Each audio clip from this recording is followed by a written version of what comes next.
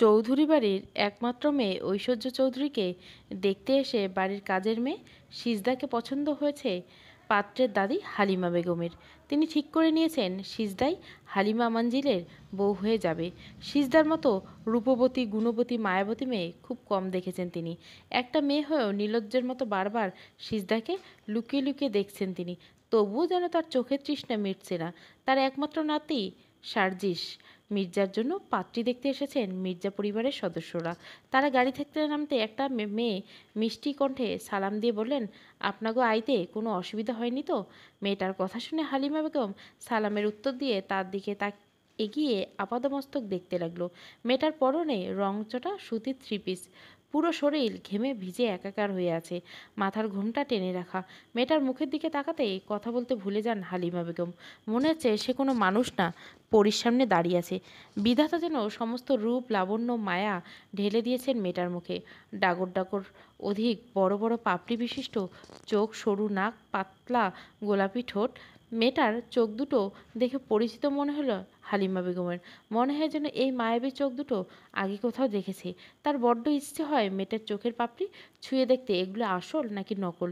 কিন্তু তার ইচ্ছেকে দমিয়ে রেখে বললেন, কী নাম তোমার? সিজদা। বাহ, তোমার নাম যেমন সুন্দর তেমনই তুমি দেখতে অনেক মিষ্টি। প্রত্যুত্তরে সিজদা মিষ্টি হাসি উপহার দিয়ে বলল, থ্যাংকু ম্যাডাম, আপনারা ভেতরে আহেন। হ্যাঁ, যাচ্ছি বলে হালিমা বেগম ড্রাইভারকে বলল, রতন, সব মিষ্টির প্যাকেটগুলো ভেতরে নিয়ে চল।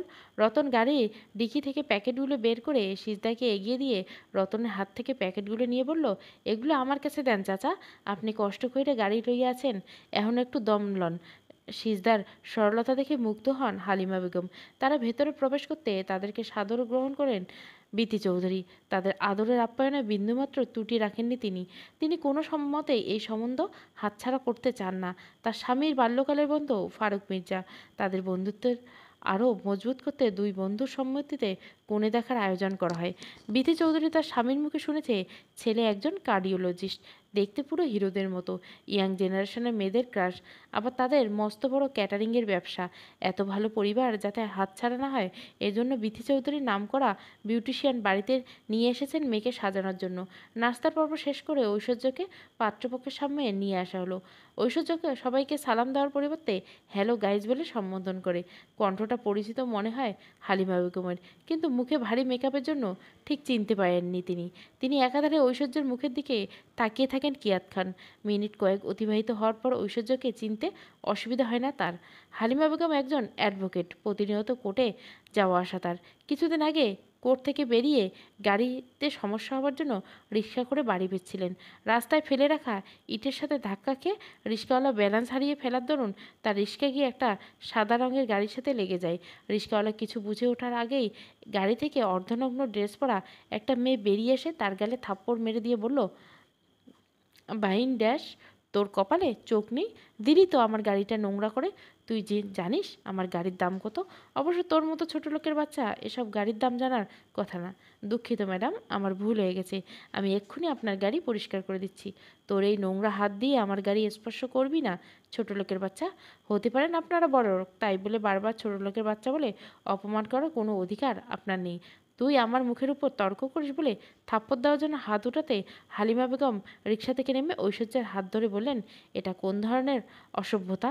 মানুষ মাত্রই ভুল করে, ছেলেটা তো বলেছে সে ভুল করেছে, তারপর তুমি তাকে যা নয় তাই বলে অপমান করছো, তার গায়ে পর্যন্ত হাত তুলছো, কিন্তু এটা অন্যায়। ঐশ্বর্য তৎক্ষণাৎ হাত ছাড়িয়ে নিয়ে বলো, এই চুপ থাক বুড়ি, এক ঠ্যাং কবরে চলে গেছে, কোথায় এখন ঘরে বসে তসবি গুনবে, তা নয় আমাকে ন্যায় অন্যায় শেখাতে আসছিস, যত সব থার্ড ক্লাস লোকজন। হালিমা বেগম কিছু বলতে যাবে তার আগে কোথা থেকে ঢিলে ঢালা কালো বোরখা পরা একটা মেয়ে এসে বলল, আপনি শান্ত হন আপামনি, আমি গাড়ি পরিষ্কার করে দিচ্ছি বলে মেয়েটা নিজের বোরকা দিয়ে গাড়ি পরিষ্কার করে দিয়ে রিক্সাওয়ালার কাছে হাত জোর করে বলল, আপামনির হয়ে আমি আপনার কাছে ক্ষমা চাইছি, আপনি দয়া করে কিছু মনে করবেন না। হালিমা বেগম মেয়েটাকে দেখে তার দিকে এগিয়ে আসতেই মেয়েটা গাড়িতে উঠে যায়। চোখের পলকে গাড়ি ছুটে যায়। পুরনো কথা মনে পড়তে হালিমা বেগমের কাছে সবটা স্বচ্ছ কাচের মতো পরিষ্কার হয়ে যায়। সেদিনের সেই বোরখা পরা মেয়েটা আর কেউ নয়, বরং সিজদা। এই জন্য সিজদার চোখ দেখে তার পরিচিত মনে হচ্ছিল। ঐশ্বর্য এখনও হালিমাকে দেখেনি, তার দৃষ্টি মেঝেতে সীমাবদ্ধ।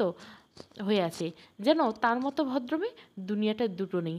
বিথি চৌধুরী মেয়ের নাটক দেখে মনে মনে হেসে ঐশ্বর্যের কাঁধে হাত রেখে বলল, আমার মেয়ের ব্যাপারে কি আর বলবো, সবটাই তো নিজ চোখে দেখছেন আপনারা। আমার মেয়ের কোনো অংশে কম নাই। এই যে সব খাবার দেখছেন, সব কিছু আমার মেয়ে নিজে হাতে রান্না করছে। আপনাদের ক্যাটারিংয়ের ব্যবসা, সেইখানে বাড়ির বউ রান্না না দিলে হয় বলুন? তাই তো মেয়েটা সকাল থেকে আপনাদের জন্য রান্না বান্না করছে। তাছাড়া আমার মেয়ে অনেক ব্রিলিয়ান্ট স্টুডেন্ট, ক্লাস 5-এ বৃত্তি পেয়েছে, 8-এ বৃত্তি পেয়েছে, এসএসসিতে গোল্ডেন প্লাস পেয়েছে, ইন্টারে ফার্স্ট ক্লাস ফার্স্ট হয়েছে। অনেক গুণী মেয়ে আমার। চাঁদের খুঁত থাকলেও আমার মেয়ের কোনো খুঁত পাবেন না।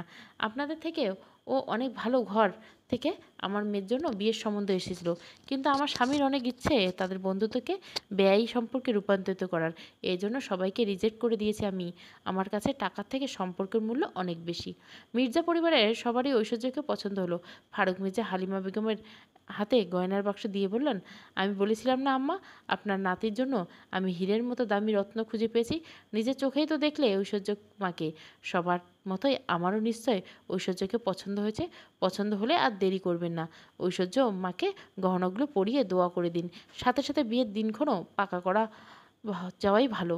হালিমা বেগম তার কথায় কোনো প্রত্যুত্তর না দিয়ে সোজা কিচেনে চলে আসেন। কিচেনে সিজদা এঁটো বাসন পরিষ্কার করছে। তার পাশ থেকে বাড়ির হেল্পিং হ্যান্ড সালেহা বেগম কাজ করছেন। বড় ম্যাডাম ছোট ম্যাডাম দোটানাই আস্ত নাটকবাস।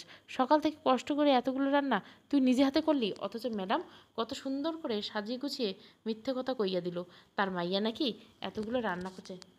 যে মাইয়া জগ থেকে পানি ঢেলে খায় না, সেই মাইয়া নাকি এতগুলো মানুষের খাওয়ানো রানবো।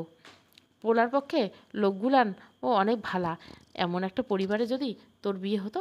বাদ দাও তো সালেহা খালা, কোথায় আপামনি আর কোথায় আমি? সে এই বাড়ির মালিক আর আমি এই বাড়ির কাজের লোক, তার সাথে কি আমার তুলনা চলে? প্রতি উত্তরে সালেহা কিছু বলতে যাবে তার আগে হালিমা বেগম সিজদার হাত ধরে টানতে টানতে ড্রয়িং রুমে সবার সামনে নিয়ে এসে বলল, আমি ঐশ্বর্যকে না বরং সিজদাকে আমার নাতি সার্জিস মির্জার বউ করতে চাই। সিজদাই আমার সার্জিস মির্জার বউ হয়ে হালিমা মঞ্জিলে পা রাখবে। কথাটা কর্ণকুহুরে প্রবেশ করতে চমকে ওঠে সিজদা। তার হাত পা অনবরত কাঁপতে থাকে। কপালে বিন্দু বিন্দু ঘামের সৃষ্টি। সিজদার সন্তর্পণে কপালে ঘাম মুছে বিথি চৌধুরীর দিকে তাকিয়ে দেখেন তিনি তার দিকে রক্ত চোখ নিয়ে তাকিয়েছেন, যা দেখে কেঁপে ওঠে সিজদার জীর্ণ শীর্ণ বুকটা। সিজদা জানে আজকে তার কপালে শনি আছে। বিথি চৌধুরী বারবার বলছিল সে যেন কোনোভাবে পাত্রপক্ষের সামনে না যায়। সিজদাও ভেবেছিল এতে ভালোই হবে, এই সুযোগে সে কিছু সময় ঘুমিয়ে নিতে পারবে। তাই তো সিজদা তাড়াতাড়ি সব কাজকর্ম শেষ করে ঘুমাতে এসেছিলেন। তখনই ঐশ্বর্য এসে সিজদাকে বলল, বাহ, বাড়িতে এত কাজকর্ম রয়েছে আর তুই কি না এখানে আরাম করে ঘুমাচ্ছিস? কোনো কাজ বাকি নেই আপামনি, আমি সব কাজ কইরা আইছি। ম্যাডাম কইছে আমি যেন পোলাপক্ষের লোকজনের সামনে না যাই। সেই সকাল থেকে কাজ করতে করতে শরীরটা আর চলতেছে না। তার লইগে ভাবলাম একটু চোখ দুটা বন্ধ কইরা পড়ে থাকি, তাহলে ভাল লাগবো। আমি তো এত ইতিহাস জানতে চাই না। তোকে আমার একটা কাজ করে দিতে হবে। কী কাজ আপামনি? কর না, আমি করে দিতেছি। মম সব কথা আমার সাথে শেয়ার করে, কিন্তু বিয়ের ব্যাপারে সবটা বলতে চাচ্ছে না।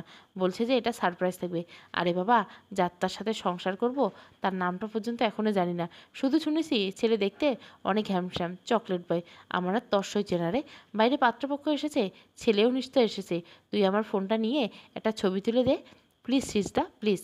ঐশ্বর্যের আকুতি মিনতি থেকে সিজদা মনে মনে বলল, আপামনি আপনি এত করে ভালো কইরা আমার লগে কথা কইতেছে, আমার তো বিশ্বাস হইতেছে না। সিজদা থেকে রেসপন্স না পেয়ে ঐশ্বর্য সিজদার কাঁধে হাত রেখে বলল, কিরে এত কি ভাবছিস? ম্যাডাম যে পোলার পক্ষের লোকদের সামনে যাইতে না করছে। আরে কিছু হবে না, তুই যা, মমকে আমি ঠিক ম্যানেজ করে নিব। আচ্ছা ঠিক আছে বলে সিজদা ফোন নিয়ে বেরিয়ে যায়। কিন্তু বাইরে গিয়ে জানতে পারে পাত্র আসেনি, তার পরিবারের সদস্যরা এসেছে। সিজদা কী মনে করে মাথায় ঘোমটা টেনে গাড়ির দিকে এগিয়ে গিয়ে তাদের সাথে মতবিনিময় করে। আর সেটাই ছিল তার সবচেয়ে বড় ভুল। এই ভুলের মাসুলস্বরূপ সিজদাকে হয়তো তার শেষ আশ্রয়টুকুও হারাতে হবে। ভাবতেই সিজদার অস্ত্রসিক্ত হয়ে উঠল। হালিমা বেগম সিজদাকে নিয়ে ঐশ্বর্যের পাশে বসিয়ে দেয়। ঐশ্বর্যের আগে গজগজ করতে করতে সোফা ছেড়ে উঠে এসে বিথি চৌধুরীকে জড়িয়ে ধরে বলে, এসব কি হচ্ছে mom? Please don't cry baby. এখানে ভুলটা তোমার হয়েছে। আমি তো ওই মেয়েটাকে পাত্রপক্ষের সামনে যেতে বারণ করেছিলাম, তুমি ওকে পাঠিয়েছিলে তাদের সামনে। আমি কি জানতাম নাকি তাদের রুচি এত নিচ? তারা আমার মতো সুন্দরী স্মার্ট এডুকেটেড মেয়েকে রেখে যে কাজের মেয়েকে পছন্দ করবে, এটা আমি ভাবতেই পারিনি মম। আমি ঠিক আছি, এই ভয়টাই পাচ্ছিলাম বেবি। আমার না মানলেও এটাই সত্যি যে সিজদা রূপবতী, গুণবতী, মায়াবতী মেয়ে। যে কেউ ওকে দেখলে পছন্দ করবে। এই জন্য আমি ওকে একটা রংচটা 3 পিস পরতে দিয়েছিলাম। চুলে তেল দিতে বলেছিলাম যাতে করে ওকে দেখতে বিশ্রী লাগে। বা এনি চান্স পাত্রপক্ষের কেউ দেখলে যাতে ওকে পছন্দ না করে। কিন্তু কী লাভ হলো, সব প্ল্যান ভেস্তে গেল। এখন যদি তারা কোনোভাবে জানতে পারে সব রান্না সিজদা করেছে, তাহলে তো আরও কেলেঙ্কারি হয়ে যাবে। তুমি না মম একটু বেশি বেশি করছিলে। কি দরকার ছিল এত বাড়িয়ে বলার? আমি কোন ক্লাসে বৃত্তি পেয়েছিলাম মম? আমি তো কোনো মতেই টেনে টুনে পাশ করেছি। তুমি আমার প্রশংসা করতে গিয়ে উল্টোপাল্টা যা নয় তাই বলে দিয়েছো মম। ইন্টারে কেউ ফার্স্ট ক্লাস ফার্স্ট কীভাবে হয় মম? আমি এত কিছু জানি না কি? আমি নিজেই তো এসএসসি ফেল। বিয়ের আগে তোর পাপাকে মিথ্যে বলেছিলাম যে আমি গ্র্যাজুয়েশন কমপ্লিট করেছি। এখন কি হবে মম? আমার জায়গায় ওই কাজের মেয়েটা হালিমা মঞ্জিলের বউ হয়ে যাবে। ডোন্ট প্যানিক বেবি, আমি দেখছি কি করা যায়। কিচ্ছু হবে না মম। কিছুদিন আগে রাস্তায় ওই বুড়িটার সাথে আমার ঝামেলা হয়েছিল। বুড়ি নিশ্চয় আমাকে চিনতে পেরেছে। তোর মুখটা একটু বন্ধ রাখো বলে বিথি চৌধুরী হালিমা বেগমের দিকে এগিয়ে গিয়ে বললেন, আপনাদের রুচি এত নিয়ে জানতাম না। একটা কাজের মেয়েকে বাড়ির বউ করতে চেয়েছেন? ছি! এতদিন শুনে এসেছি চোরের মায়ের বড় গলা, আজ বাস্তবে প্রমাণ পেয়ে গেলাম। সিজদা কাজের মেয়ে হলেও আপনার মেয়ের মতো অসভ্য চরিত্রহীন নয়। Mind your language. আপনি অপমান করছেন আমাদেরকে। খুব তো বড় মুখ করে বলেছিলেন চাঁদেরও খুঁত থাকলে আমার মেয়ের কোনো খুঁত নেই। আসলে আপনার মেয়ের পুরোটাই খুঁত। হালিমা বেগমের কথা শুনে ফারুক মির্জা বলে উঠলেন, এসব কি হচ্ছে আম্মা? কিছুদিন আগে তোকে একটা মেয়ের কথা বলেছিলাম মনে আছে? হ্যাঁ, ছাত্রলীগ নেত্রী না কি জানি বলেছিলাম। রাস্তায় আমাকে অপমান করেছিল মেয়েটা। হ্যাঁ, এই সেই বেয়াদব মেয়ে। অসংখ্য ছেলের সাথে মেলামেশা তার। কথাটা শুনে হতবাক হয়ে যান বিথি চৌধুরী। তার মেয়ে হোস্টেল থেকে পড়াশোনা করে, কিন্তু মেয়ে যে এত অধপতন হয়েছে সেটা ভাবতে পারেনি বিথি চৌধুরী। মেয়ের এমন অধপতনের কথা শুনে ও দমে যাননি তিনি, বরং তিনি গলা উঁচু করে বললেন, শুনেছি সার্জিস একজন কার্ডিওলজিস্ট। হাজার হাজার মেয়ের ক্রাশ। সার্জিসকে আদৌ একটা কাজের মেয়েকে তার স্ত্রী হিসাবে গ্রহণ করবে? হালিমা মঞ্জিলের কর্ত্রী আমি। সেখানে আমার কথাই শেষ কথা। সার্জিসের কিসে ভালো হবে কিসে মন্দ হবে সেটা দেখার দায়িত্ব আমাকেই পালন করতে হবে। এছাড়া সার্জিসকে আমার থেকে ভালো কেউ চেনে না। সার্জিস তার দাদুকে অনেক ভালোবাসে। আমার বিশ্বাস আমি যা বলবো সার্জিস সেটাই মেনে নেবে। এতক্ষণ চুপচাপ সবটা শুনেছিল সার্জিসের মা শান্তা মির্জা। তবে তিনি আর চুপ থাকতে পারলেন না। তিনি গর্জে উঠলে বললেন, আপনি আমার ছেলের উপর সবটা জোর করে চাপিয়ে দিতে পারেন না আম্মা। আমি সার্জিসের মা, কিন্তু এখানে তো আপনি আমাকে কথা বলার কোনো সুযোগই দিচ্ছেন না। হ্যাঁ মানছি ঐশ্বর্য ভালো মেয়ে না, ব্যাপার না, আমরা অন্য কোনো মেয়ে দেখব। অন্য মেয়ে বলতে গেলে তুমি যে তোমার বোনের মেয়ে তাথইকে ইঙ্গিত করছো, সেটা আমি খুব ভালো করে বুঝতে পারছি বৌমা। তাথইকে নিয়ে আপনার এত সমস্যা কোথায় আম্মা? তাথই সুন্দরী, শিক্ষিত, বড়লোক বাপের একমাত্র মেয়ে। তাছাড়া তাথই সার্জিতকে ভালোবাসে। আমি একটা কাজের মেয়েকে কিছুতেই আমার সার্জিসের বউ হিসাবে মেনে নিব না আম্মা, কিছুতেই না। শান্তা মির্জানের কথা শেষ হতে না হতে পিছন থেকে পুরুষালী কণ্ঠ ভেসে এসলো, যাকে আপনারা কাজের মেয়ে বলে অপমান করছেন সে এই বাড়ির কাজের মেয়ে না। সিজদা আমার একমাত্র বোনের রিমার মেয়ে। রিমা কথাটা শুনে চমকে উঠলেন ফারুক মির্জা। তিনি ভাবতেও পারেননি এতগুলো বছর পরে আবার রিমা নামটা উঠে আসবে। মূলত রিমার জন্য তাদের বন্ধুত্ব ফাটল ধরে। রিমাকে বড্ড ভালোবাসতেন ফারুক মির্জা। তাকে একটা নজর দেখার জন্য প্রতিদিন বন্ধুর বাড়ি ছুটে যেতেন। একটা পর্যায়ে রাশেদ ব্যাপারটা নোটিশ করলে ফারুক মির্জা রিমাকে ভালোবাসে কথাটা বলে দেয়, যেটা রাশেদ মেনে নিতে পারেন না। তাদের মধ্যে দ্বন্দ্বের সৃষ্টি হয়। বহু বছর পর অনাকাঙ্ক্ষিতভাবে আবার তাদের দেখায়। পুরনো শত্রুতা ভুলে তাদের সম্পর্ক আস্তে আস্তে স্বাভাবিক হয়ে ওঠে। তবে রিমার প্রসঙ্গ নিয়ে দুজনের মধ্যে কখনোই কথা হয়নি। ফারুক মির্জা প্রায় ভুলেই গিয়েছিল রিমার কথা। সিজদা রিমার মেয়ে শুনেই বুকটা ধক করে ওঠে। তিনি তড়িৎ গতিতে পেছন ফিরে দেখেন তার বন্ধু রাশেদ চৌধুরী দরজায় দাঁড়িয়ে আছে। ফারুক মির্জা তৎক্ষণাৎ এগিয়ে এসে রাশেদ চৌধুরীকে জড়িয়ে ধরে বললেন, আরে বন্ধু, তোর না আরও 2 দিন পরে দেশে ফেরার কথা ছিল? হ্যাঁ, কিন্তু 3 দিন আগে আমার কাজ শেষ হয়ে গেছিলো, তাই ভাবলাম মেয়েটাকে দেখতে আসবো। বিথি একা একা সবটা সামলাতে পারবে কি না। সর্বোপরি সবাইকে সারপ্রাইজ দেবো বলে হুট করে চলে এলাম। বাড়িতে ফিরে এত ভালো একটা খুশির খবর পাবো এটা আমি ভাবতেই পারিনি। কাকিমা সিজদাকে সারজিতের বউ করে নিতে চাচ্ছে, এটা তো আমার পরম সৌভাগ্য। আমার আমার এই বিয়েতে কোনো আপত্তি নেই। আমি হলপ করে বলতে পারি আমার সিজদা যে বাড়ির বউ হয়ে যাবে সেই বাড়ির সুখ শান্তিতে কানায় কানায় পূর্ণ হয়ে উঠবে। সিজদা রিমার মেয়ে, এটা অন্ততপক্ষে আমাকে বলা উচিত ছিল রাশেদ। কেমন মামা তুই নিজের বোনের মেয়েকে বাড়ির কাজের মেয়ে পরিচয় রাখছিস? শীষ রাশেদ, ছি! আমি তোর থেকে এটা আশা করিনি বন্ধু। রিমাটাও সারা জীবন স্বার্থপর থেকে গেল। নিশ্চয় নিজের স্বার্থের জন্য ফুলের মতো পবিত্র মেয়েটাকে এইবারের কাজের মেয়ে পরিচয়ে ফেলে রেখে গেছে। সিজদার আসল পরিচয় কেউ জানে না, আমি কাউকে জানতে দেয়নি, তাই বলে আমি সিজদাকে কখনোই কাজের মেয়ে পরিচয় দেইনি। সিজদার বাবা রূপক হালদার গোয়েন্দা বিভাগে চাকরি করেন। রূপক একজন সৎ, সাহসী, দাপটে অফিসার ছিল। অসংখ্য কেস একা হাতে হ্যান্ডেল করেছে। অনেক বড় বড় মস্তান, কিলার, বড় বড় নেতাদের কুকর্ম ফাঁস করে তাদেরকে জেলে দিয়েছেন, এমনকি ফাঁসির সাজা হয়েছেন। কয়েকজন সিজদার যখন 6 মাস বয়স তখন হুট করে রূপক নিখোঁজ হয়ে যায়। প্রেস, মিডিয়া, সংবাদপত্র, সামাজিক যোগাযোগের মাধ্যমে তোলপাড় হয়ে যায়। তবুও রূপকের খোঁজ মেলে না। রূপক নিখোঁজ হওয়ার পর থেকে রিমা অনেক ভেঙে পড়ে। দিনকে দিন অসুস্থতা বাড়তে থাকে। কয়েক বছর পর শোনা যায় যে জঙ্গলে মাটি খুঁড়ে একটা লাশ পাওয়া গেছে। সেখানে রূপকের ব্যাজ, ঘড়ি, বন্দুক, আই কার্ড পাওয়া গেছে। এটা শোনার পর থেকে রিমার মানসিক অবস্থা খারাপ হয়ে যায়। রিমার শ্বশুর শাশুড়ি বাধ্য হয়ে রিমাকে মানসিক হসপিটালে অ্যাডমিট করে। সেখানে রিমার উপর হামলা হয়। সিজদারও লাইফ রিস্ক ছিল। সিজদার জীবন ঝুঁকি দেখে আমি সিজদাকে আমার কাছে নিয়ে আসি, কিন্তু কাউকে সিজদার আসল পরিচয় জানতে দেনি। কিন্তু আমার স্ত্রী সিজদার আসল পরিচয় কিভাবে জানি জেনে যায়। বিথি আমাকে এটা বলে যে সিজদাকে যেভাবে রাখতে চাই আমি যদি সেভাবে রাখতে না দেয়, তাহলে বিথি সবার সামনে সিজদার আসল পরিচয় তুলে ধরবে। আমার বাধ্য হয়ে সবটা মেনে নিতে হয়। আমার খুব ইচ্ছে ছিল সিজদাকে পড়ালেখা শিখে অনেক বড় করব, কিন্তু আমি পারিনি। আমি একজন ব্যর্থ মামা বলে কান্নায় ভেঙে পড়েন রাশেদ চৌধুরী। ড্রয়িং রুমের এক কোণায় দাঁড়িয়ে সবটা শুনছিল সিজদা। তার জন্য নিজের কানকেই বিশ্বাস হচ্ছে না। সে এতদিন জেনে এসেছে সে এতিম। এতিমখানা থেকে তাকে এই বাড়িতে নিয়ে এসেছে।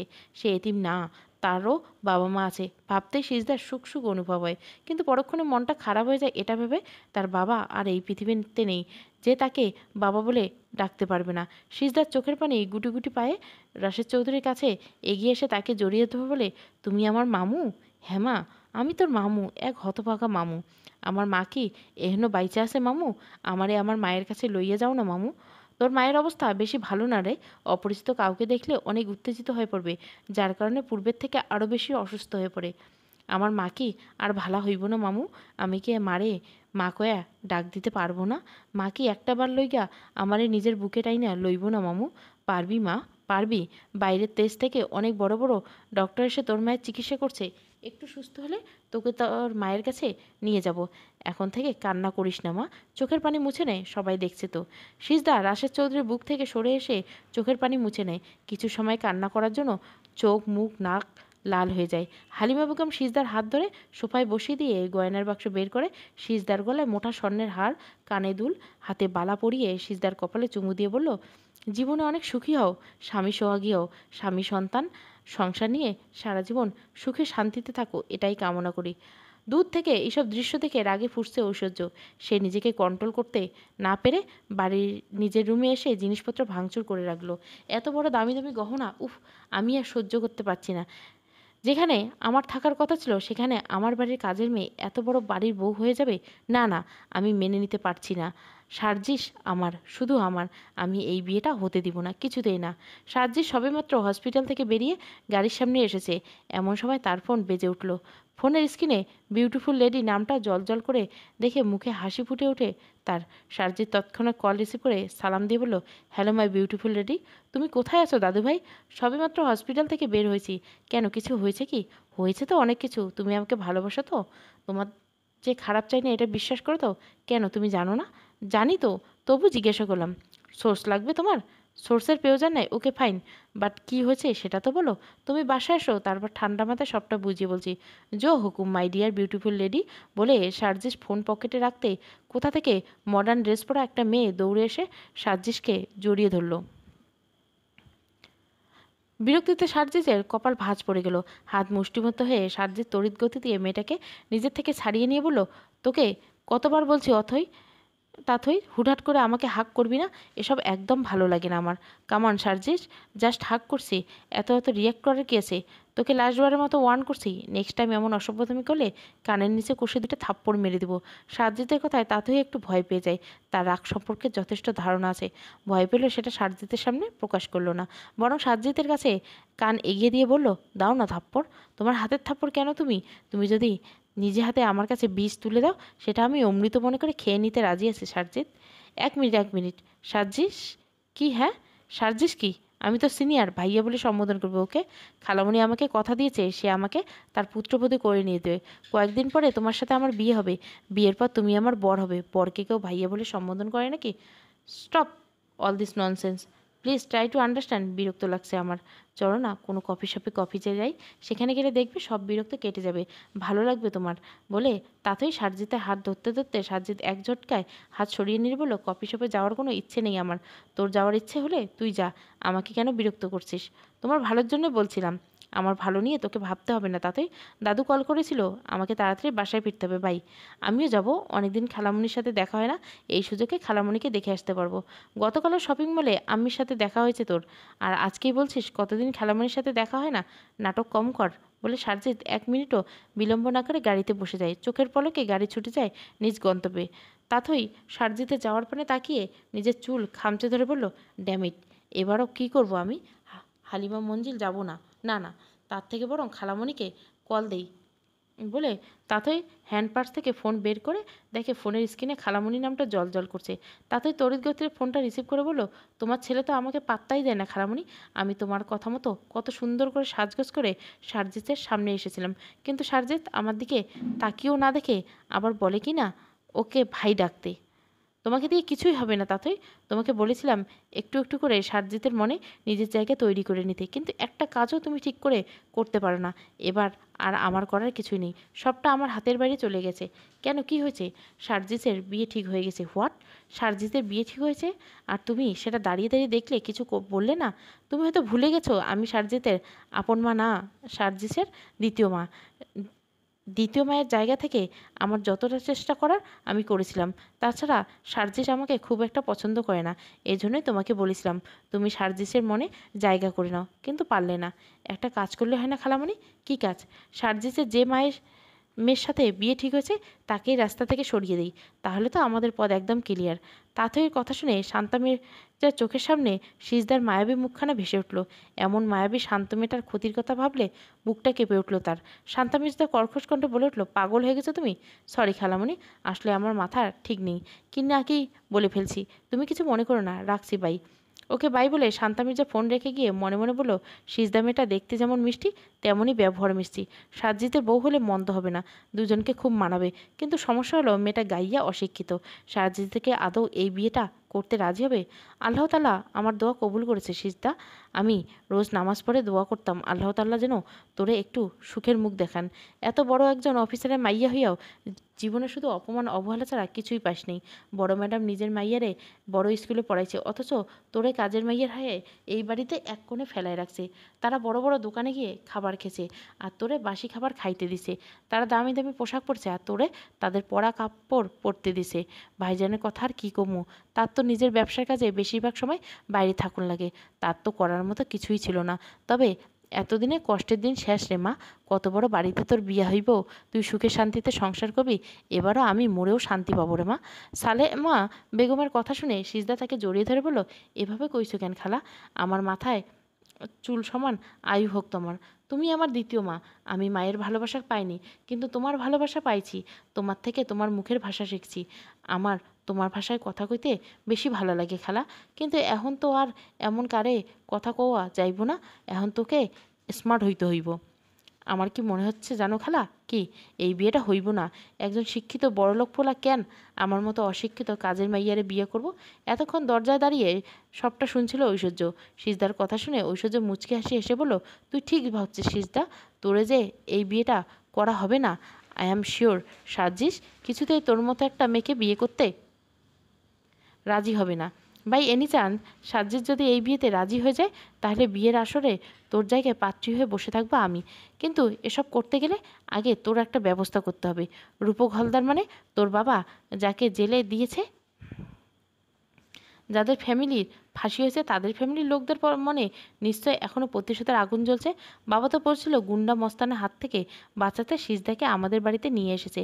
আমি একবার যদি তাদের ব্যাপারে জানতে পারতাম, তাহলে আমার পথের কাঁটা দূর হয়ে যেত, এতে সাপও মরতো আর লাঠিও ভাঙতো না। চোখের সামনে আমার রাজকুমার রাজত্ব অন্য কেউ ছিনিয়ে নিয়ে যাবে, এটা কিছুতেই হতে দিব না। যত দ্রুত সম্ভব আমার পথের কাঁটা আমাকে সরিয়ে ফেলতে হবে।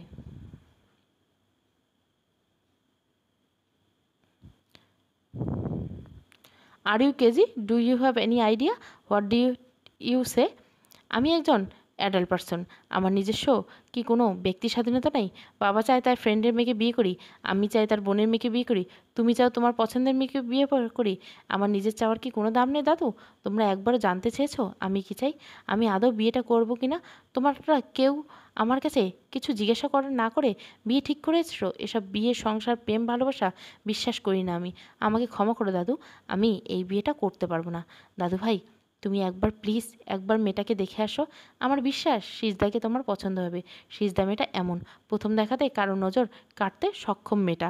মেয়েটা যে একেবারে দেখলে তুমি আর বিয়েতে অমত করতে পারবে না। আমি কথা দিচ্ছি, সিজদাকে দেখার পর যদি তোমার সিজদাকে পছন্দ না হয় তাহলে তোমার বিয়েটা করতে হবে না। আমার কোনো ইন্টারেস্ট নেই দাদু। দাদু ভাই, সরি দাদু ভাই, আমি কখনোই তোমার কোনো কথার অবদ্ধ হইনি, কিন্তু আমি তোমার এই কথাটা রাখতে পারবো না। আমি কত বড় মুখ করে সবাইকে বলেছিলাম আমার দাদুভাই কখনো আমার অবদ্ধ হব না, সে ঠিক আমার পছন্দের মেয়েকে বিয়ে করবে। কিন্তু আমি তোমাকে চিনতে ভুল করেছি দাদুভাই। তুমি আমার বিশ্বাস ভরসা কিছুই রাখলে না দাদুভাই। রামিসা যাওয়ার পর তোমাকে মায়ের স্নেহে বড় করেছি, কখনো মায়ের অভাব বুঝতে দেনি। তুমি যেটা চেয়েছিলে আমি তখনই সেটাই দেওয়ার চেষ্টা করেছি। তোমাকে নিঃস্বার্থভাবে ভালোবাসার প্রতিদান স্বরূপ আমাকে এইভাবে অপমান অপদস্থ করলে দাদু ভাই। তোমার থেকে আমি সত্যি এটা আশা করিনি বলে হালিমা বেগম নিজের রুমে চলে গেল। তার যাওয়ার পানে তাকিয়ে সাজ্জিস বলল, সরি দাদু ভাই, আমি তোমাকে হার্ট করতে চাইনি, but I have nothing to do. রাতে ডিনার শেষ করে সিজদা সালেহা বেগম দুজনে বসে গল্প করছিল। এমন সময় ঐশ্বর্য সিজদার রুমে গিয়ে বলল, সিজদা আমার রুমে একটু আয় তো, তোর সাথে একটু কথা আছে। আপনি যান আপামনি, আমি আসতেছি। আমি রুমে যাচ্ছি, তুই একটু তাড়াতাড়ি আয়। ঠিক আছে, আইতাছি বলে সিজদা বিছানা থেকে নামতে গেলে সালেহা বেগম সিজদার হাত ধরে বলল, ছোটো ম্যাডাম মনে হয় মনে মনে হয়তো কোনো মতলব আটতেছে। মা, মাইয়া দোটানায় একটারাও আমার সুবিধার মনে হয় না। একজনও তোর বিয়া নিয়া খুশি হইব পারে নাই। উকিলাপা যাহা কইল তোর পছন্দ হয়েছে, তখনই দুজনার মুখ হাড়ির তলার কালো হইয়া গেল। মামাইয়া দোটানার একটা কথা কানে লইবি না তুই, তারা তোর ভালা চায় না রে মা। তুমি শুধু শুধু চিন্তা করছো খালা। সেদিনের পর থেকে ম্যাডাম আপামনি কেউ আমার লগে খারাপ আচরণ করেনি, আমারে বাড়িতে কোনো কাজও করতে দেয়নি। তুমি দেখলে না খাওয়ানোর সময় আমারে তাদের লগে বসায় খাইতে দিল। তুই এখন বুঝবো না রে ভাই, দুনিয়া চিনোস না, যা গিয়ে দেখ ম্যাডাম কি কয়। আচ্ছা, তোমার তো শরীরটা ভালো না, তুমি আর রাত যাইগো না, তুমি ঘুমায় খালা। তুই বেশি দেরি করিস না, জলদি আইসে পড়িস। ঠিক আছে খালা বলে সিজদা দরজা চাপিয়ে দিয়ে ঐশ্বর্যের সামনে গিয়ে নক করে বলল, আইবো আপামনি? হ্যাঁ। অনুমতি পেয়ে সিজদা রুমের এক কোণে দাঁড়িয়ে থাকলো। সিজদাকে দাঁড়িয়ে থাকতে থেকে ঐশ্বর্য বলল, দাঁড়িয়ে আছিস কেন, এদিকে আয়, আমার পাশে বস। ঐশ্বর্য এত ভালো ব্যবহার সিজদার ঠিক হজম হলো না। সিজদা গুটি গুটি পায়ে ঐশ্বর্যের বিছানা থেকে এক কোণে গিয়ে বসলো। সিজদা বসতে ঐশ্বর্য বলল, দেখ সিজদা, আমি এত দিন তোর সাথে অনেক খারাপ ব্যবহার করছি, তোকে অপমান অপদস্থ করেছি। আমি সত্যি জানতাম না তুই আমার ফুপির মেয়ে, জানলে কখনোই তোর সাথে এমন আচরণ করতাম না। তুই পুরনো কথা কিছু মনে রাখিস না সিজদা, সব কিছুর জন্য আমি তোর কাছে ক্ষমা চাইছি। তুই প্লিজ আমাকে ক্ষমা করে দে। আপনার প্রতি আমার কোনো রাগ অভিমান নেই আপামনি, আপনারা আমারে আশ্রয় দিয়েছেন বলেই আমি বাইচেছি, নইলে তো কতদিনে মারা পড়তাম। তুই অনেক বড় মনে মানুষের সিজদা। শোন না, তোকে যে কথাটা বলার জন্য দেখেছি, আগামীকাল আমার বান্ধবী রশ্মির গায়ে হলুদের অনুষ্ঠান, আমার ফ্রেন্ড সার্কেল সবাই যাচ্ছে। তোর তো কয়েকদিন পর বিয়ে, তুই চিরদিনের জন্য এই বাড়ি ছেড়ে আমাকে ছেড়ে চলে যাবি, তাই ভেবেছি তোকেও সাথে করে নিয়ে যাবো। হলুদ আর বিয়ে দুটো দিন তুই আর আমি একসাথে কাটাবো, অনেক আনন্দ করব। সেই মুহূর্তগুলি সারা জীবন স্মৃতি হয়ে থাকবে আমার কাছে। কিন্তু আপামনি, কোনো কিন্তু না সিজদা, তুই তো শুনছিস তোর হবু বর একজন নামকরা কার্ডিওলজিস্ট। তোর বরের কি এত সময় হবে তোকে নিয়ে ঘুরে বেড়ানো? বিয়ের পর কোথাও যেতে পারবি না কি না সন্দেহ। তাই যে কটা দিন আমাদের বাড়িতে আসিস একটু এনজয় করে নে। বিয়ে মানেই পরাধীনতা, বন্দি পাখি হয়ে খাঁচায় বসে থাকা। আমারও তো যাওয়ার ইচ্ছে করছে, কিন্তু মামু কি রাজি হবো? তোর মামুকে রাজি করানোর দায়িত্ব আমার, তুই এসব নিয়ে টেনশন করিস না। পাপা সবসময় চায় আমি যেখানে যাই তোকে যেন আমার সাথে করে নিয়ে যাই। পাপা যদি জানতে পারে আমি তোকে আমার বান্ধবীর হলুদের অনুষ্ঠানে নিয়ে যাব, পাপা অনেক খুশি হবে, একদম না করবে না। মামু সত্যি রাজি হইবে তো? আরে পাগলি, হবে রে হবে, অনেক রাত হয়েছে, এখন যা গিয়ে শুয়ে পড়, আমাদের সকাল সকাল বের হতে হবে। ঠিক আছে আপামনি বলে সিজদা চুপচাপ নিজের রুমে এসে শুয়ে পড়ে। সিজদা রুম থেকে বের হওয়ার সাথে সাথে ঐশ্বর্য কাউকে কল করে বলল, মনে আছে তো কী কী করতে হবে? জি ম্যাডাম। এমন একটা কাজ করবে যেন কেউ আমার দিকে সন্দেহের আঙ্গুল না তুলতে পারে। সবাই জানবে সিজদা কিডন্যাপ হয়ে গেছে। ওকে ম্যাডাম, আপনার ব্যাপারে কোনো কাকপক্ষে জানতে পারবে না। আপনার সেফটির দায়িত্ব আমার। আমি অনেক দিন পর রূপক হালদারের মেয়েকে খুঁজে চলেছি। আমার পায়ের জুতো ক্ষয় হয়ে গেছে মেয়েটাকে খুঁজতে খুঁজতে। ওই অফিসার রূপক আমার পুরো জীবন পরিবার শেষ করে দিয়েছে। আমার শরীরে এখনও প্রতিশোধের আগুন জ্বলছে। রূপক যেমন আমার পরিবারকে শেষ করে দিল, ঠিক তেমনি আমিও ওর পরিবারকে শেষ করে দিব। রক্তের বদলে রক্ত দিয়ে নিব। তাকে বাঁচিয়ে রাখবো নাকি মেরে ফেলবো সেটা তোমাদের ব্যাপার। আমার কাজ শুধু মেয়েটাকে তোমাদের হাতে তুলে দেওয়া, ব্যাস। এরপর তোমরা নিজেরটা বুঝে নিও। তবে একটা কথা ভালো করে মাথায় ঢুকে দিও, বাই এনি চান্স যদি আমি ফেঁসে যাই তাহলে তোমাদের একটা অস্তিত্বও খুঁজে পাওয়া যাবে না। মাইন্ড ইট বলে ঐশ্বর্য ফোন রেখে গিয়ে অট্টহাসিতে ফেটে পড়ে বলল, শুধুমাত্র আর কয়েক ঘন্টা, এরপর সিজদার চ্যাপ্টার ক্লোজ হয়ে যাবে আর আমি সার্জিসের হয়ে যাব, শুধু সার্জিসের। ফজরের আজান মিষ্টি ধ্বনিতে কর্ণকুহর প্রবেশ করতে সিজদার ঘুম ভেঙে যায়। সিজদা তড়িৎ গতিতে বিছানা ছেড়ে উঠে ওয়াশরুমে চলে যায়। প্রায় 10 মিনিট পর ওয়াশরুম থেকে বের হয়ে দেখে সালেহা বেগম তখনও ঘুমিয়েছেন। সিজদা সালেহা বেগমকে ডেকে তুলে দিয়ে বলে জায়নামাজ বিছিয়ে নামাজে দাঁড়িয়ে যায়। ফজরের নামাজ শেষ করে কোরআন তেলাওয়াত করে সিজদার রোজকার অভ্যাসও ব্যতিক্রম হয়নি। কোরআন তেলাওয়াত শেষে জায়নামাজ গুছিয়ে রেখে অন্য রুম থেকে বের হবার জন্য পা বাড়াতে সালেহা বেগম সিজদার হাত ধরে বলল, তুই বিয়েবাড়ি যাস না মা। আমার ভেতরটা কেমন জানি না কু ডাকছে। বারবার মনে হইতেছে তোর লগে খারাপ কিছু হইবে। সারা রাত দু চোখের পাতা এক করতে পারিনি। তোর জন্য চিন্তা হচ্ছে। তোর যাওয়ার দরকার নেই। ছোট ম্যাডাম ভালো মানুষ না, এক্কেবারে মিশকা শয়তান। তুমি শুধু শুধু টেনশন করছো খালা। আমার কিচ্ছু হইবে না। আপামনি নিজে একটা মাইয়া হয়ে অন্য মাইয়ের খারাপ কেউ কেমনে করতে পারবো? তুমি একদম চিন্তা করো না। 14 বছর বয়সে বাপ মইয়া যায়। বাপ মাওয়া যাওয়ার পর অনেক কষ্ট করে মা আমারে বিয়ে দেন। তখন সংসারে কিছুই বুঝতাম না, কিন্তু রাত দিন শাশুড়ি ননদের দাঁতঝাড়ি সহ্য করতে। স্বামী রোজ রাতে যৌতুকের টাকা লেগে গালমন্দ করতো, মারতো। তবু মাটি কামড়ে পড়েছিলাম। বছর ঘুরতে না করতে আমি পোয়াতি হই। পোয়াতি অবস্থায় সেদিন ননদ স্বামীর হাতে মায়ের খেয়েছি। হুট করে একদিন প্রসব বেদনা শুরু হয়। আমি গলা কাটা মুরগির মতো ছটপট করতেছিলাম। দাইমা আইসা কিছু করবার পরে কইছিল, স্বামীরে কইছিল সালেহার অবস্থা বেশি ভালো না, ওরা হাসপাতালে লইয়ে যাও, নইলে বাচ্চা বাঁচাতে পারবে না। কেউ শুনে নেই সেই কথা। আমি মরা বাচ্চা জন্ম দেই। আর তার কয়েকদিন পর স্বামী ঘরে নতুন বউ লইয়া আহে, আমারে তালাক দেয়। মার সংসারে বোঝা হইতে চাইনি। ভাবছিলাম নিজেই শেষ করে দেবো, কিন্তু পারিনি। সেদিন ভাইজান ফেরেস্তার মতো আইসা আমারে বাঁচাইলয়। আমারে তার লগে নিয়ে আইসে এই মস্ত বড় বাড়িতে। আইয়া এইখানে আমি তোরে পাই। তোরে আমার নিজের মাইয়ের মতো আদর ভালোবাসা দিয়ে বড় করি। তোর মধ্যে আমি আমার মরা মাইয়ারে দেখতে পাই। তোর বিপদ সঙ্গেত আমি টের পাই। সালেহার কথা শুনে সিজদা তাকে জড়িয়ে ধরে বলল, আমার কিছু হইব না। তোমার ভালোবাসার জোর আমার কিচ্ছু হইতে দিব না। তুমি চলো তো, অনেক কাজ আছে। সব কাজকর্ম গুছানো হলে আমি তৈরি হব। আচ্ছা চলো বলে সালেহা সিজদা দুজনে নিজেদের কাজে লেগে পড়ে। সালেহা হাতে হাতে সিজদার সব কিছু এগিয়ে গুছিয়ে দেয়। সব কাজ কর্ম শেষ হতে না হতে ঐশ্বর্য সিজদাকে নিজের রুমে ডাকে। সিজদা ডাইনিং টেবিলে খাবার গুছিয়ে রেখে অন্যায় হাত মুছতে মুছতে ঐশ্বর্যের রুমে এসে নক করতে বলে, আপামনি ডেকে ডাকতেছেন? ঐশ্বর্য তখন খাটের সাথে হেলান দিয়ে বসে বসে ফোন স্ক্রোল করছিল। সিজদাকে দেখে বিছানা ছেড়ে উঠে তাড়াতাড়ি আলমারি থেকে কতগুলো শাড়ি বিছানার উপর রেখে বলল, আয় হ্যাঁ, আর শোন, এখন থেকে আমার রুমে আসতে গেলে তোর নক করা লাগবে না। তোর যখন ইচ্ছে তখন চলে আসবি। নক করার প্রয়োজন নেই। ঠিক আছে আপামনি। আমরা যেহেতু বিয়ে বাড়ি যাচ্ছি তাই সবাই মিলে প্ল্যান করছি শাড়ি পরে যাব। এখানে অনেকগুলো শাড়ি আছে। তোর যেই শাড়িটা পছন্দ সেটা নিয়ে যা। তুইও শাড়ি পরিবে যাবি। এসবের কোনো প্রয়োজন নেই। আমার যা আছে আমি তাই পরে নেব। ঐশ্বর্য সিজদার কথায় কান না দিয়ে সিজদাকে একটা হলুদ শাড়ি পরিয়ে সুন্দর করে সাজিয়ে আয়নার সামনে দাঁড় করিয়ে দিয়ে বলো, দেখ তো মেয়েটাকে চিনতে পারিস কি না? আয়নায় নিজেকে দেখে হতবাক হয়ে যায় সিজদা। নিজেকে নিজেই চিনতে পারছে না। গায়ে হলুদ শাড়ি, কানে ফুলের তৈরি কানের দুল, গলায় মালা, কপালে টিকলি, হাতে চুড়ি, চোখে গাঢ় কাজল, ঠোঁটে গাঢ় লিপস্টিক। সিজদার চোখের পাপড়ি বড় বড় ঘন হওয়ার কারণে আইল্যাশ লাগানোর প্রয়োজন হয় না। গাঢ় কাজল মস্কারাতে চোখ সেজে উঠেছে এক নতুন সাজে। সব মিলিয়ে অপরূপ সৌন্দর্য লাগছে। সিজদাকে দেখে ভিতরে ভিতরে হিংসায় জ্বলে পুড়ে সারকার হয়ে যায় ঐশ্বর্য। ঐশ্বর্য যেটা সিজদার সামনে প্রকাশ করলো না। ও মাই গড, কত সুন্দর লাগছে তোকে। মনে হচ্ছে তুই বিয়ের কোণে। আমি মেয়ে হয়ে তোর থেকে চোখ ফেরাতে পারছি না। বাই এনি চান্স যদি সার্জিৎ তোকে দেখতে পেত, আমি নিশ্চিত সার্জিৎ মারা যেত। সাজ্জাদের কথা শুনে সিজদার দুগাল লজ্জায় রক্তিম বর্ণ ধারণ করলো, যেটা চোখ এড়িয়ে যায় না ঐশ্বর্যের। ঐশ্বর্য মুচকি হেসে বলল, তোর সময় ঘনিয়ে এসেছে সিজদা, যত পারিস লজ্জা পেয়ে নে। আমি ঐশ্বর্য চৌধুরী ছোটবেলা থেকে যা চেয়েছি তাই পেয়েছি, আর না পেলে সেটা ছিনিয়ে নিছি। হা হা। হালিমা মঞ্জিলের প্রত্যেকটা সদস্যকে ড্রয়িং রুমে ডেকেছেন হালিমা বেগম। সবাই চলে এসেছে, শুধুমাত্র সার্জিসের জন্য অপেক্ষা করছে হালিমা বেগম। সার্জিসের নামলে তিনি তার কথাই ব্যক্ত করবেন। কয়েক মিনিট অতিবাহিত হওয়ার পর সার্জিস নিচে নামলো। সার্জিসকে দেখে হালিমা বেগম বলে, হলো তোমার কি 5 মিনিট সময় হবে? হ্যাঁ বলবো, কি বলবে?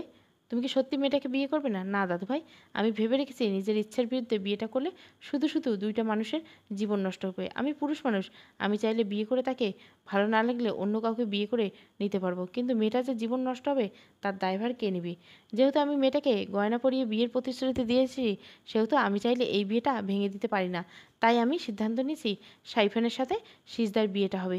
সাইফান কথাটা শুনে হতবাক হয়ে যায় উপস্থিত সকলে। সার্জিস অনেকটা কর্কশ গলা বলল, সাইফান?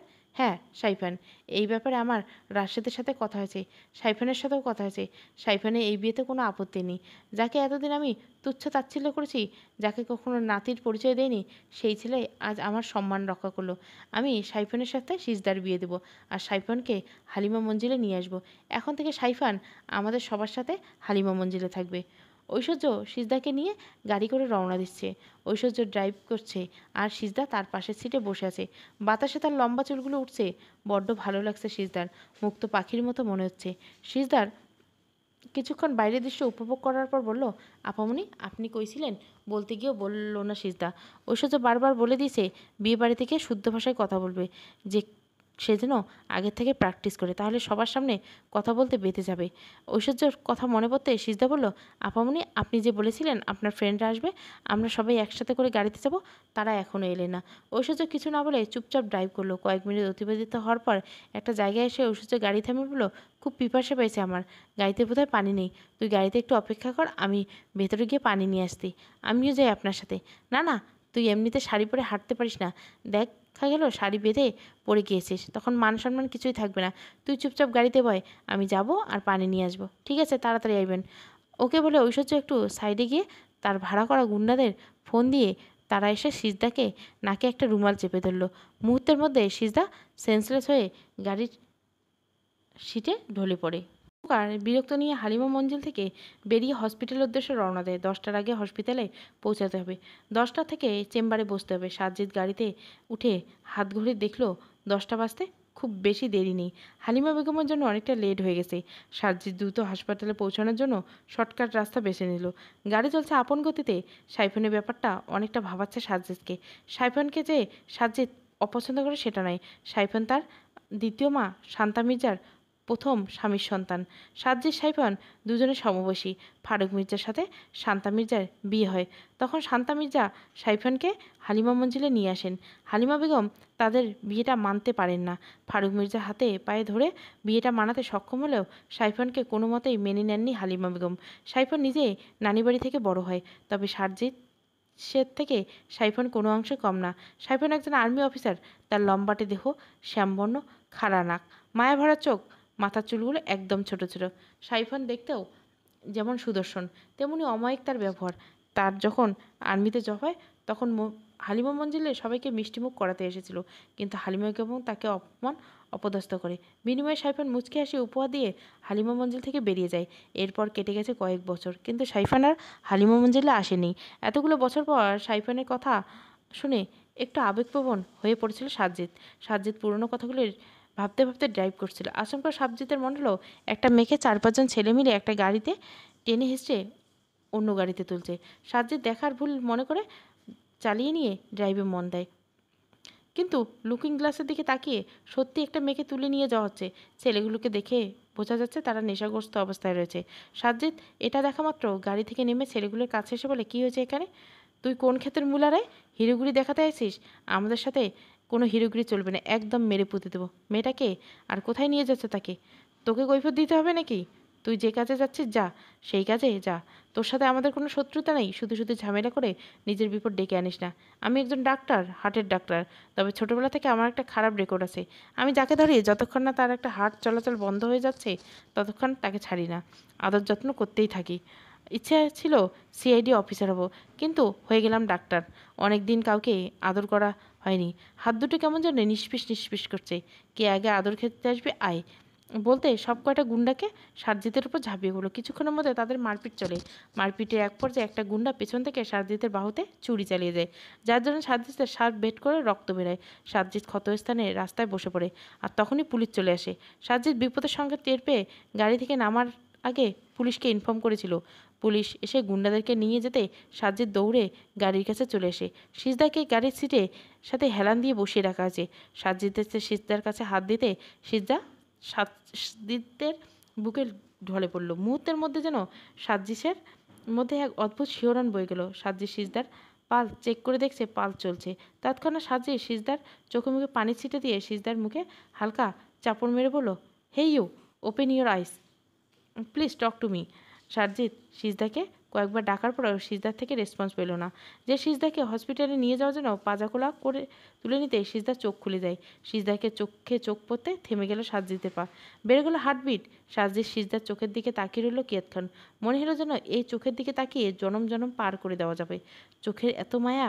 সারজিতের মনে হলো হলুদের সাজে কোনো হলুদ পরীর সাক্ষাৎ পেয়েছে, আর সে হসপিটালে যেতে দেরি হচ্ছে। সে কথা বেমালুম ভুলে গেল সারজিৎ। সারজিতের ধ্যান ভেঙে গেলে সিজদা চিৎকার করে বলছে, আপনার তো হাত কাইটে রক্ত বেরোচ্ছে, কেমনে হাত কাটলো? ও কিছু না, সামান্য একটু কেটেছে। তোমার সাজসজ্জা দেখে মনে হচ্ছে তুমি কোনো বিয়ের কোণে। তুমি কি বিয়ের আসর ছেড়ে পালিয়ে এসেছো, বা তোমাকে তুলে নিয়ে আসা হয়েছে? না না, আমি তো আপামনির লাগে তার বান্ধবীর অনুষ্ঠানে যাচ্ছিলাম। হুট করে আপামনি কইল তার পানি পিপাসা পাইছে, কিন্তু গাড়িতে পানি ছিল না। তাই তো আপামনি পানি আনতে গিয়েছিল, আর তখনই কয়েকজন বাজে লোক এসে আমার শরীরে হাত দিতে লাগলো। আমার খুব খারাপ লাগছিল। আমি চিৎকার করে আপামনিরা ডাকতে লেগেলে তারা আমার নাকে কিছু একটা ধরলো। এরপর থেকে আমার কিছু মনে নেই। আমি তো ভাবছিলাম আমি বোধহয় মইরে যাবো। খারাপ মানুষগুলো আমারে হয়তো মাইরে ফেলাবো। তোমার নাম কি, বাসা কোথায়? প্রতি উত্তর সিজদা কিছু বলতে যাবে, তার আগে সাজ্জিদের ফোনটা বেজে উঠলো। হসপিটাল থেকে কল এসছে। সাজ্জিদ ঘড়ির দিকে তাকিয়ে দেখলো 10টা 30 বেজে গেছে। সাজ্জিদ কল রিসিভ না করে সিজদাকে বললো গাড়িতে বসো। কোথায় যাব? হসপিটালে। হাসপাতালে কেন যাবো? হাসপাতালে লইয়া আমার কি ইঞ্জেকশন দিবেন? আমি হাসপাতালে যাব না, আমার বাড়ি লই যান। না না, তোমাকে কোনো ইঞ্জেকশন দিব না, চিন্তা করো না। তোমাকে আমি তোমার বাসায় পৌঁছে দেবো। কিন্তু এই মুহূর্তে আমাকে হসপিটালে যেতে হবে। তোমাকে একা ছাড়তে পারছি না। তোমার লাইফ রিস্ক আছে। যে গুন্ডাগুলো তোমাকে কিডন্যাপ করার চেষ্টা করেছিল, এদের নিশ্চয় বড় গ্যাং আছে। এতক্ষণ হয়তো তাদের কাছে খবর পৌঁছে গেছে। এত সহজে তারা তোমাকে ছাড়বে না। আবার তোমার উপর অ্যাটাক হতে পারে। তুমি আমার কথা শোনো, তুমি এখন আমার সাথে হসপিটালে চলো। আমি হসপিটাল শেষ করে তোমাকে তোমার বাসায় নিরাপদে পৌঁছে দেবো। আচ্ছা বলে সিজদা গাড়িতে বসতে হবে। তার আগে সাজ্জিদের ক্ষতস্থানের উপর নজর পড়ে। সিজদা কী করবে বুঝতে পারে না। এই মানুষটার কাছে ঋণী সে। আজ তার জন্য সে বাঁচতে পেরেছে। না হলে এতক্ষণে সে নরপশুদের খাবারে পরিণত হতে ভাবতে সিজদার গায়ে কাটা দিয়ে উঠছে। সিজদার কাছে একটা রুমাল ছিল। সিজদার রুমালটা সাজ্জিদের ক্ষতস্থানে বেঁধে দেয়। সাজ্জিদ মুক্ত দৃষ্টিতে সিজদার দিকে তাকিয়ে রইল। তার কানে অনবরত কবিগুরু রবীন্দ্রনাথের ঠাকুরের সেই লাইন বাজতে লাগলো, প্রহরের শেষে আলোর রাঙ্গা, সেদিন চৈত্র মাস, তোমার চোখে দেখেছিলাম আমার সর্বনাশ। মন দিয়েছি তোমাকে। প্রথম পর্ব ভালো লাগলে অবশ্যই লাইক, শেয়ার এবং সাবস্ক্রাইব করবেন। Thank you for watching.